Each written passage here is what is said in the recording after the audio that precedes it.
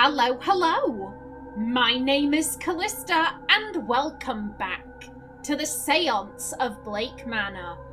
In the last episode, we were hearing everyone's reflections. We did also hear Mr. Coventry's talk on the local area and history. He claims it's because he read about it in preparation for the trip. Did you, or did you grow up here and therefore you just know this stuff? Sir, I don't trust you. I trust you, Miss Barbosa. I trust you significantly more than I trust this fella. More questions? Indeed. Firstly, you. Have you spoken to Mr. Scarrett? He asked me about the Amazon and how deep in it I live. Oh, racist. I am thousands of miles away from it. I have never been. I do not think he meant offence. He is just old and ignorant. Yeah, Michael. Were you aware that Marquess Blake has a son? The boy in the paintings, yes. I don't suppose a child has much business being here. It is no wonder he is kept away from all of this. And what are your plans? What do you think you'll do when the seance is over? I have what I came for, and more. I only hope to learn my father's name, but to see him. And now I have the inheritance from quarantine? This is more than the fresh start I came here hoping for. And I like it here. I like knowing that I am in my father's homeland, and I have met some people that I might one day call friends. See, if Declan romanced Quarantine, then Quarantine and Inez couldn't get together. Yes, I am shipping people in this game. I don't give a damn. I know there is no romantic aspect of this game, but still, let me ship people. It's harmless. They're all fictional. Forever? Who knows? This event has changed my world, and I need time to process all of that. But all that matters is right now, yes? And right now, I'm happy here. I have answers and a home. I cannot ask for more. Hey. I have to be off. Sure. Lovely, we've spoken to you. Michael. We meet again, Mr. Ward. Right, tell me about yourself. So, Mr. Scarrett, tell me about yourself. Haha, now I don't know how much there is to say, my good man. I'm a London boy, born and raised. I live there still, of course, though I do enjoy some time in the warmer climates. Not a luxury afforded to us right now, of course. I was fortunate enough to be born to a family of not insignificant means, and now I use those means to further our understanding of the spiritual world. Which is how I find myself in an event such as this. Okay, and have you seen Walter? Have you met Marquess Blake's son? What? The boy died in the carriage accident with his mother, no? See, at this state, I don't... I've got to be honest, I am thinking Walter is probably dead. Because so far, the only people who can say that Walter exists are someone I deem to be a liar, Simon, going, oh, yeah, totally saw him. I totally saw him. I'm like, did you? Did you? And the staff, who are ensorcelled. And then there's Jonathan. And here's the thing,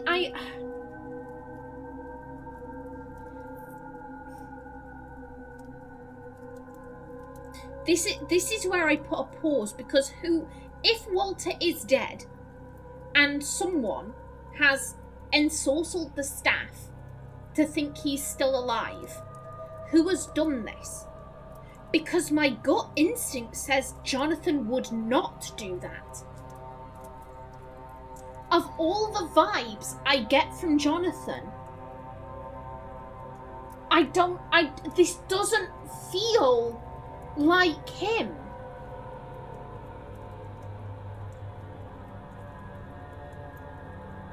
I get Jonathan just strikes me as someone really fucking sad.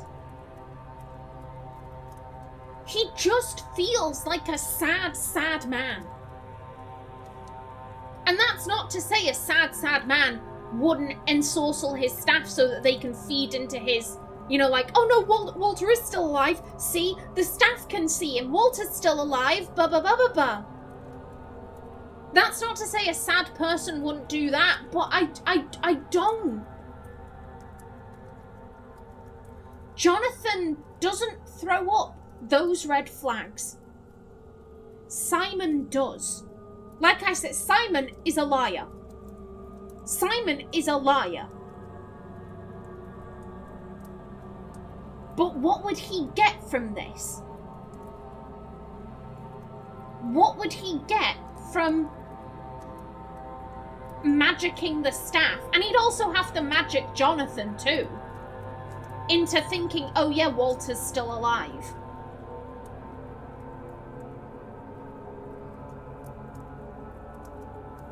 If Walter died and someone has magicked the staff into thinking he's still alive, logically, the most likely person to do that would be Jonathan. But I don't get those vibes. I think Simon would do that, but then that doesn't make any sense, because why would he do this? Why would he do that? I see things and I'm like, you don't make sense, but I don't. Moo, I say. How do you feel about your decision? It does not give me the same clearness of path as my original plans did. But there is relief in no longer facing my end at the seance tonight. Perhaps I was too eager for a grand gesture, a final attempt at success. I think this is a better path to my goal. It's not that far from what I do, after all, except, and this is the funny bit, you don't expect the loan to be paid back. I grew up thinking of that as a handout, but now I see it as a transaction. I pay money to buy legacy. Don't look at me like that, Mr. Ward. The Catholics have been buying their way into heaven for centuries. This is the same thing, but in a different hat. Yeah, I've got to be like, here's my thing. Personally, I don't give a shit about someone's intentions. I purely care about action. And I know people, I say this and people look at me and they're like, wait, what? Like, a lot of people don't get that. It's because I have encountered so many people in my life that will use, oh, well, my intentions. I've used this as an example before. My first boyfriend, he punched me in the stomach, and it was an accident. It was a genuine, honest-to-goodness accident. He was punching out with his arms, and he didn't realise I was stood right where he was punching. This was not a domestic abuse situation. He punched me full strength in the stomach, but he had no idea I was there, and it was a complete accident. And his response to this was, well, why would I apologise? I didn't mean to do it. And he didn't. He was absolutely right. He had no intention of hurting me, but he did. Your intentions are irrelevant. Your actions, you hurt me. You should apologise for that. And I've encountered person after person after person who's like, oh, but my intentions, I don't give a fuck. And as such, I'm like, okay, your intention, you don't care about doing good, you just want to buy your legacy. I don't care. You're going to give this money to the poor and the needy. You're doing good with it. I don't give a shit that you want to buy your way into heaven or that you want to buy a legacy. I don't care. You're doing good with it. Declan might judge. I do not. An old leopard can't change his spots. At least, not right away. But who knows? Maybe my mind will lead and heart follow. And if we all get our needs met, who cares what the underlying intention is, eh? I don't. Not me, personally. Good day, Mrs. Scarrett. Good day. Now with you, I'm pretty sure. Mr. Ward, how are you? Yeah, I discussed everything. I discussed everything with you. Good day, sir. And to you. I'm very tempted to also discuss everything with Marquess Blake, but I will leave that for now. We have people that we need to go and find. I know that Miss McLeod and Mrs. Lau are in the library. I know that they are there.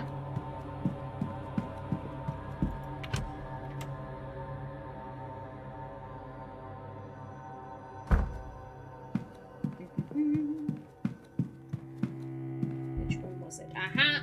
Hello there. Hello, Mr. Ward. How are you? I'm very well, my dear. We could also... I am kind of intrigued to know about Mrs. Lau's husband. Have you made Mr. Skerritt's acquaintance? I think I have met almost everyone here. Mr. Skerritt introduced himself to me. So yes, I've met him. He talked at me. Oh, this racist-ass man! No, Michael, stop it! Stop it, Michael, please! So yes, I've met him. He talked at me for a while, though he was rather rude to Victoria, so I stopped listening. It's so much easier to do a Scottish accent, and I know it's not a very good one, it's quite stereotypical in places, but it is so much easier to do this accent in a higher pitch, I'm telling you. Perhaps don't mention that I said that. Yeah, I won't. Don't you worry. Don't you worry, darling. What a hoe. Not you, him. If I understand correctly, there's a Master Blake somewhere around the place. Yes, apparently so. He's a bit young to appear at an event like this, but I know there is some interest in his hand already. Not surprising, given he's the heir to the land, title, and fortune of the Blake family.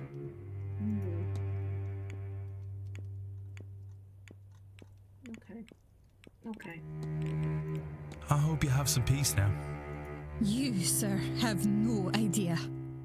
My sight, my second sight, it's not quite back to me yet, but I don't need it to say how lucky I am. I know Victoria acted, well, she acted, and she made mistakes. She made some pretty fucking big mistakes. She drugged you.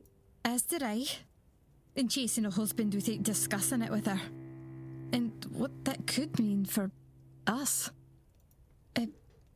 I'm still coming to terms with it, I think. That someone so dear to me could break my trust. I am glad that she's not gone, oh well, I love her, therefore it doesn't matter that she was drugging me. Oh well, her intentions were pure, so it doesn't matter that she was drugging me. No, she drugged you. You need to have a good sit-down chat with her. But I also know she wasn't entirely herself. And her haste brought my freedom too. You're choosing to look on the positive side, and I'll let you have that, darling. I'll let you have that. I don't know what comes next for us, but that is a priceless gift. And Dara, dear sweet Dara, he trained me in the sight, you know. How to manage it, how to hide it from others. For him to be in this place when I needed him most, to have acted against Miss Deane and gotten us the key. And, of course, you, sir. You found the materials and returned them to us. You have given us a chance at a future together. And we will never forget that. Thank you. Oh, she's so lovely. I'll let you be, miss. Take care, Mr. Ward. Hello? What brings you back? First, I'm so sorry, madam. Tell me about this racist-ass man. Has Mr. Skerritt introduced himself to you? He did. Briefly. He was not very interested in talking to me, not with Ivy beside me. Or more likely at all. Racist-ass man. Racist-ass man. And I'm sorry, tell me about your dead husband. I notice you're wearing a cameo. May I ask who it depicts?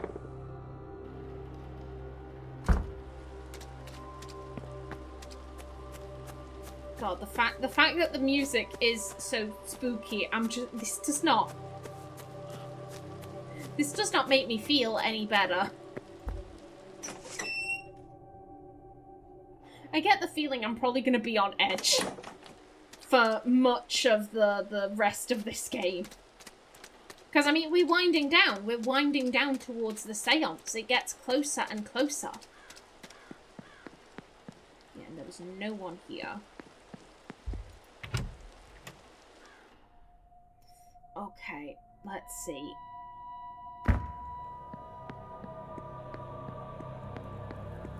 Let's see. Anyone else in the bar?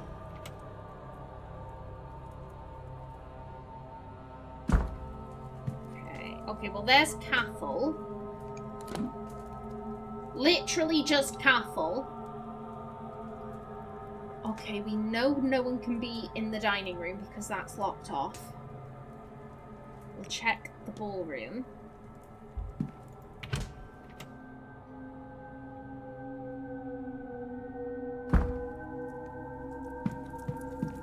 I doubt anyone is going to be by the stables, or at least anyone that we need to speak to, because why would they be out by the stables?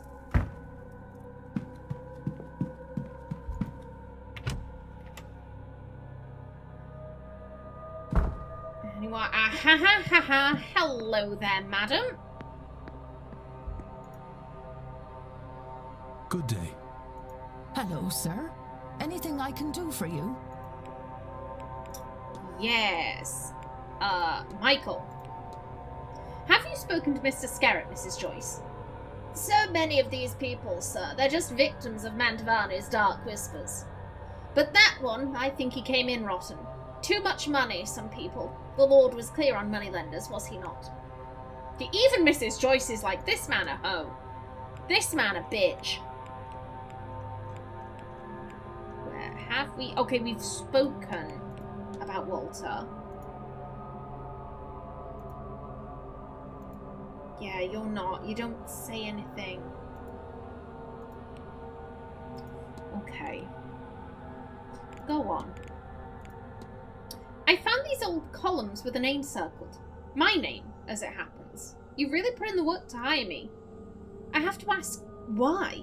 You seem truly unnerved by this seance and all its guests. Why help Miss Deane? Truly, sir. I think I'm still trying to understand that for myself, even now. How much of her nature is hers? How much of it is the devil's whispers in her ear? How do I know if a woman deserves to die, detective? Some sinners are beyond redemption, sir, but I am certain others can still be saved. I just have to pray that I'll know the difference between the forgivable and irredeemable. How are you feeling now? You know, something came over me when you threw that torch, sir. In that moment, I just knew that being there with you and Mr. Dupre, helping that poor girl, was the right thing, the godly thing to do. All this magic, these strange faiths and secret societies, it's all still very new to me. I don't think I'll ever come around to accepting it all. But I can see now that it's not all wicked. Some are just another way of looking at the world. I don't understand or trust this magic, but my cousin in Dublin talks the same way about electricity. And I know that's just our world changing, and people with more schooling than I can make better sense of it all. So if magic is just another part of nature, then God must have put it there, and I won't be scared of anything the good Lord provides us. Hey, that's a nice way of looking at it. Oh. I'll be off, Mrs. Joyce. God bless you, sir. Hey, there's no shame in saying, right, you know, this is beyond my comprehension. I will leave it to more educated men and women than myself. Okie doke. So yes, again, that's... Yeah, Miss Mantovani, where are you at? I could check. Well, I mean, here's the thing. Vincent is very easy to find because we just have to ring the little wee bell.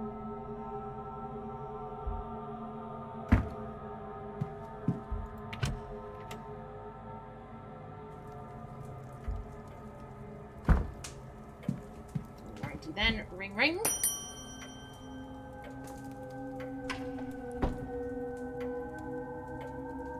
May I be of service, Mr. Ward? You know what? Whilst I'm here, remind me.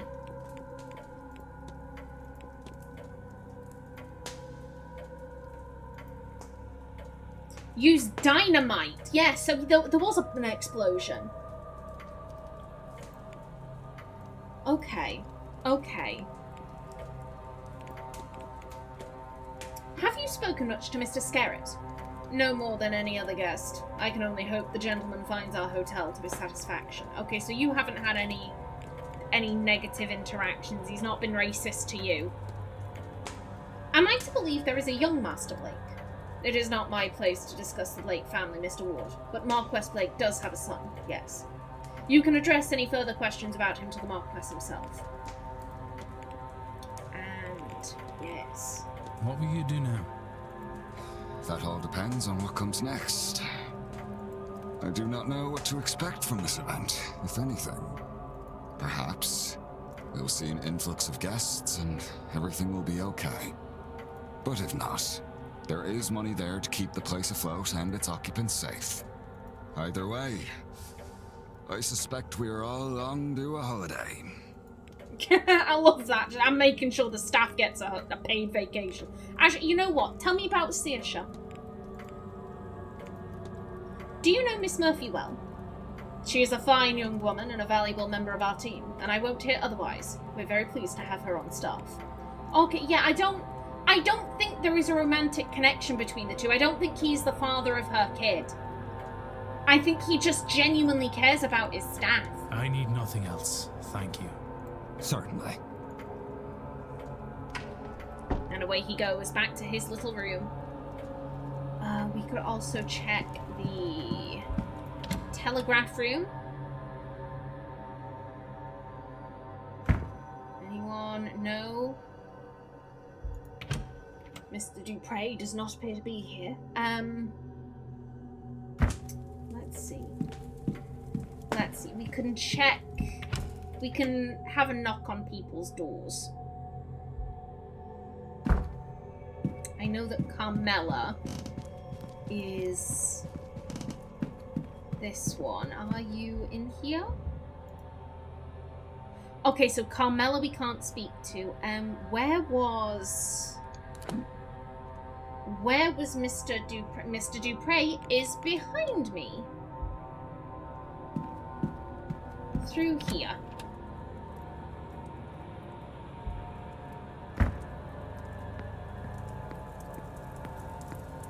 believe the first note that is.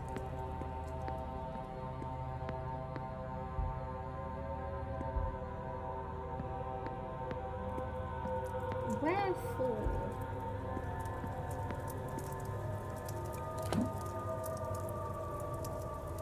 Okay, past Miss Hasham's room. Excuse me.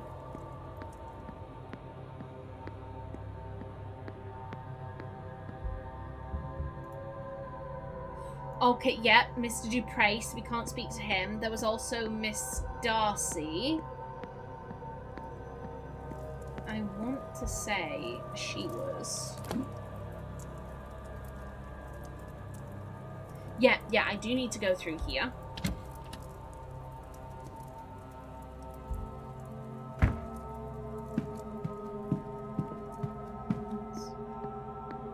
I believe it would be this room. Yes. Okay, so yeah, we can't speak to you either. So we've... You're in your room. You're in your room. You're in your room. So yeah, it is literally just Saoirse. I'm thinking, can we... Now that the staff knows that we're, you know, we're aware, okay, you hired me. They were all like, oh yeah, we'll help you out, no worries. Can we go down into the basement as we please, or are we going to get kicked out? Yes. Oh, yeah. Another of Miss Hasham's vase drawings. Thankfully, she is no longer in its grip. Okay, good stuff. Yeah, we've taken that. Like, yeah, hide the evidence. Hide that. Oh, there goes my timer. Yeah, let's go see if we can track down Saoirse. Oh, God, again, why is the music so spooky? Saoirse, you are in the kitchen. Can we? Are we gonna get kicked out? She does not care. Okay. Okay, yeah, hello there. You're right, madam. Okie doke. In the next episode, we will have a chat with Saoirse and see if we can speed time along a bit. But until then, please remember to like if you enjoyed, leave a comment below, and if you wanted to subscribe, it would be very much appreciated. A special thanks to my channel members such as SM2K, Christopher K. Davies, CGG, and Kevin Bicknell. I've been Kallista.